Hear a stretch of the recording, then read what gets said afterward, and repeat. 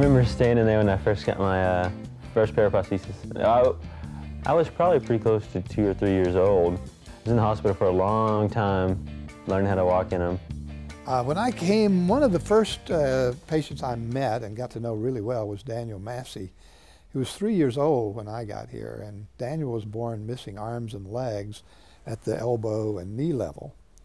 And he had this vibrant personality that defied most everything we tried to do, because we were still fairly old-fashioned in our thinking. When did you come to the hospital? What year? I came to the hospital in '75. So yeah, that's when I came to the hospital. Really? I think I must have met you as one of my first patients. That's amazing. And I distinctly remember, those pictures we have of you, and we fitted you up in all of those prostheses, you know, the legs, yeah. the arms, and I think just to show you could do it, you would use them, but then what'd you do when you got home? Yeah, they didn't stay on very long, especially the arms. I didn't keep the arms on for more than a show, and then they were off. Because we were taught that you start a child with the arm prosthesis when they're like 6 months old, and then you start motoring them when they're 2. But you know, the kids that are born without upper extremities, they don't ever use them because you can't feel anything with them. Yeah, not having the touch sensation was such a difference, not being able to feel. My mom used to say that when I would wear the arms, I would touch things with my cheek. Yeah. So I could have the sensation of touch somewhere. Yeah. What can't you do with your arms? Oh, I can do anything. Yeah.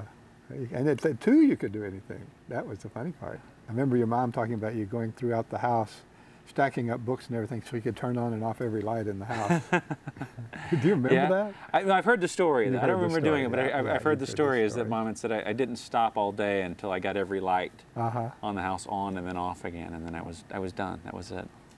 So. What she was trying to tell us was that this kid's determined, don't get in his way. What's funny is I've got one just like that now. You do? Yeah, I have twin boys that are 3.5, and Owen is just like that. He won't stop until he's done what he needs to do, and then he won't do it again. My first memory of doing something that was athletic was, it was in elementary school, and we were passing kids practicing soccer that were my age, and I told my dad, I said, I really wish I could have played soccer, and he stopped the car and enrolled me right there, and we ended up. I started playing soccer at that point, and kind of that stuck with me as you can't put your own limits, and he didn't allow me to ever do that. I played football for my 7th grade and 8th grade year. It kept me in shape. That's when I really started getting really athletic. Before then, I wasn't really athletic as far as sports-minded.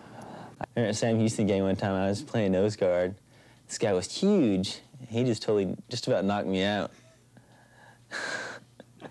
He got lower than I did, actually. The ski trips, you know, if you could pick all of the things that made an impact on my life from the hospital, that's definitely number one. Definitely there was a tipping point there with my own awareness of being different and my own disabilities, and then also the same realization of, but it's not going to hinder me at all. And that just came from being around a bunch of other kids who had disabilities that were just, you know, doing phenomenal. I remember when I would go to my annual checkups at the hospital, it wasn't that I was going to go have any of that experience or any negative experience. I was going to go throw the ball with Dr. Herring for a little while, and he was going to ask me to write my name, and people were going to smile at me and laugh, and I was going to tell a few jokes that I had learned, and that was it. And then I was going to go play video games for an hour upstairs. I met Daniel through friends. I was actually kind of dating one of his friends and met Daniel one night. We were going to Oyster Bake in San Antonio, and he came down, and just through mutual friends we met. Next thing I know, we started dating, and about 1.5 years later he proposed, and about 1.5 years later we got married.